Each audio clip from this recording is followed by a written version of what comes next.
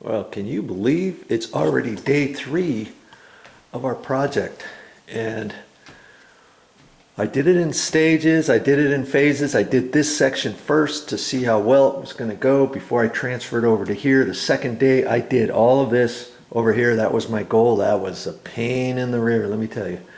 And now today it's all about taking out this cast iron sink.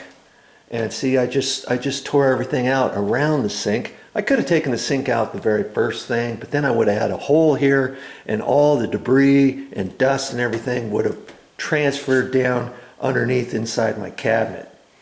Okay, as it is, either way, you know, now I have to get in underneath the kitchen sink, the cabinet, so I can pull this craft paper away because I'm not going to need that anymore, am I? And in fact, I'll just pull the craft paper back. I'll just fold it over, kind of tape it over there, pull this out, get everything disconnected, and that kind of thing. And then when I'm ready to start prying on this, I'll just probably put the craft paper back just to protect it from when I'm taking the rest of this stuff out. Okay, so that's my project today. And if I get, you know, more than likely, I'm going to have that done in a while. And then it's about taking this plywood off. I've got to look at this and see how I'm going to take that plywood off, if it's nailed with nails or screws. In fact, I see a few. Well, that's a nail, but see right here, that's a screw there. And I saw there's a couple screws in the back, and I noticed there's a few screws back in here, but I think the rest of it's nailed. And I'm going to check that out. But you know, I also need to fix this wall, these walls here where I took the backsplash material off. Okay, and I'm thinking I might want to kind of work on that before I pull the plywood out. You know what I mean? That way I don't get any sheetrock mud or whatever I use on here. I don't get that spilling down there, and this will kind of protect it. So, you know, lots of things to consider, but my first step is to remove this sink. Okay, I got my craft paper pulled back. I had to sweep this whole thing out because just by loosening up the edges, lots of stuff got in there. So I swept it out, got it all down in there. And it looks like I'm just about ready to go. But the first thing, do you know what the first thing I'm going to do? Before I do anything underneath there? Yes. I'm going to undo this cabinet door over here. This is as far as it goes. And if I were to hit that by accident, if I'm under there crawling around, squeegeeing around, squiggling around, trying to position myself to get all that stuff disconnected, I could, if I just put a little pressure on here, I'm going to spring the hinge, and I could pull some of the screws out of the particle board. Oh no, this is hardwood, so that's good. That's hardwood too, so that's good. But it would bend. It would bend that, and it wouldn't be a very good sight. Okay, in this particular one, not all concealed hinges are created equal. Okay, I've got to take off these screws. I just have to undo this screw here, that screw there. But before I do that, I want to look at that, and it looks like, see, there's a slot there. Looks like I'm at the top of the slot, so when I reinstall it, I know where to put that. That's so that you can adjust your cabinet doors. You know, like if you have a double door, and if you want to raise it up a little bit to line up next to another door, you can. Now, other concealed hinges are slightly different than this, but see, this one here is pushed up against the cabinet. Okay, so I don't have to do anything with that one. And when I get all done, I'll put this back on. Then when the countertop guys come, I'm gonna take this door back off, and I'm gonna store it out of their way, because once they install their top, they come out and they've already have the top pre-cut for the new sink. But then they have to get underneath because it's an undermount sink with some brackets and stuff. So they're going to have to be underneath this cabinet and stuff. I don't want them springing this door. Okay? So before they get here, I'm gonna undo that. Now I just got a notice from them today saying they would be here Monday between 1 and 3. Today's Friday. If you've been following along, I started putting the plastic up and all the paper down on the floor and the prep work, plastic over here and craft paper on the cabinets, the lower cabinets and stuff. I started that on Tuesday afternoon. And then Wednesday, I took this section out. Thursday, I took this section out. Now today's Friday. Okay, I'm gonna take that out, figure out how to do some other stuff. I always give myself plenty of time because if something unexpectedly comes up, I've got at least 1 or 2 more days to figure things out. I got the whole entire weekend if I have to. If I have to do something, I know I can do it over the weekend, or even Monday morning, finishing up doing certain things, knowing that they're not going to be here until at least 1 o'clock, right? Okay, so I'm going to take this off, and then I'll shimmy down there underneath the sink and tell you how I'm going to disconnect everything. Hey, do you need to be a plumber to do this? Absolutely not. Now, could I have shut all the water off and everything prior to me starting on it? Yeah, I probably should have. We had talked, Mommy wanted to to be able to use this sink for the first couple nights after I got done with that, but as it was, we never used the sink. It's got dusty and stuff, and plus I had to put this on here yesterday to keep that on there to protect the sink, keep all that stuff from going down the drains and all that kind of stuff. I should have disconnected this at least the water and stuff earlier, but I didn't. Okay, so now we're underneath the sink, and there's 2 drains to the sink. One is just a sink strainer, and one was the InSinkErator garbage disposal. Okay, so I've got to undo those and everything, and I've got to shut the water off.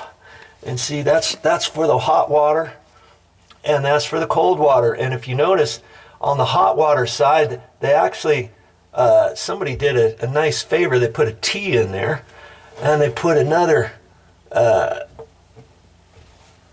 shut off right there, and I was going to show you. That's for when I hook up the dishwasher.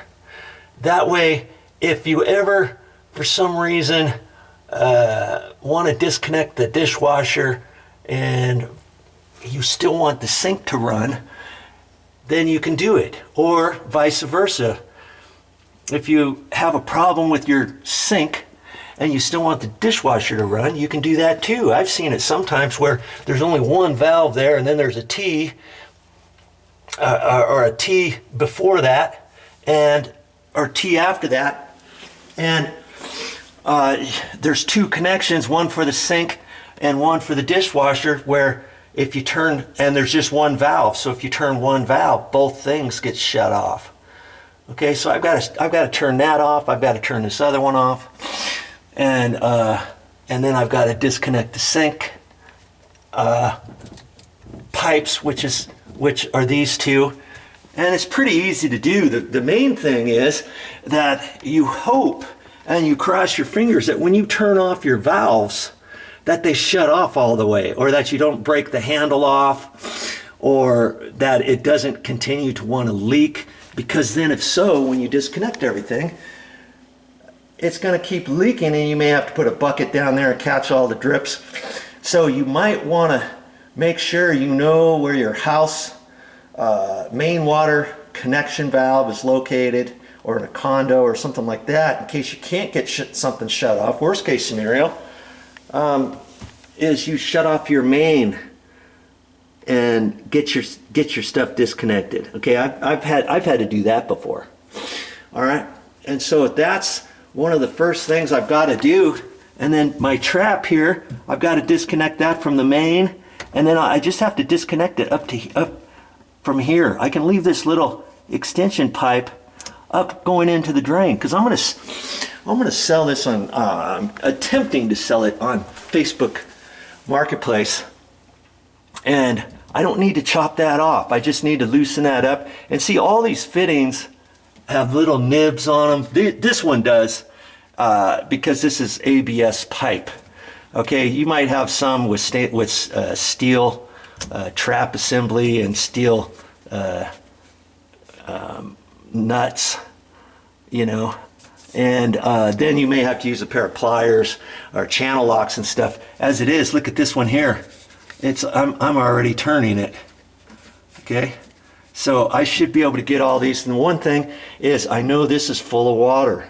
So when I take that out, I want to put a little dish there to catch it. The water is from here to there. I know that much is full of water. And that trap is there to prevent the sewer gas from coming up through your drain. That's why you always have P-traps. This is called a P-trap. Okay, this is an adjustable P-trap because I can take it off there, I can take it off there. There's a nut back there, I can take that off, take this extension piece off, and then I want to put a rag, paper towels, a big ball of toilet paper, masking tape, duct tape, something like that to keep the sewer fumes from coming out of there, okay? And then, once I take that off, 2 screws pull this pipe off. This goes up to the air gap that's on top of the sink, okay? So technically, I could leave this one alone, couldn't I? Because it's attached to the sink and it's attached, actually, no, technically I can't take that. I can't leave that. I've got to at least disconnect it from that, okay? Because I'm gonna end up taking this garbage disposal off. I'm gonna twist it off. It's not that difficult to twist off. You don't have to undo the screws. Those screws are holding your strainer in there. I just hit these. There's 3 of these. You just hit them and it's on big threads. And that unscrews. This thing's going to drop right down. Now, if you didn't want to do that, you could leave that together after you disconnect this. And then just know that when you lift this sink out of here, you've got to lift this out too. And it makes it that much more bulky and that's much heavier. Okay, that's where I'm going to take that off. Okay, so that is my next step. And when we moved into this condo this year, it's about a 15-year-old condo. We had a plumber come in and do some checking and stuff, and I had him check all of these valves, the supply line valves for underneath the sinks, bathroom sinks, toilets, all that kind of stuff. And you know, he found 2 that he was not able to turn off all the way, and I'm glad he checked those. We ended up deciding to have him just replace all of them when he had the water shut off. So he installed new supply line valves, water valves. So I know, I'm pretty confident that those are going to not leak, you know, when I shut them off, okay? My next step is to get under there and get busy.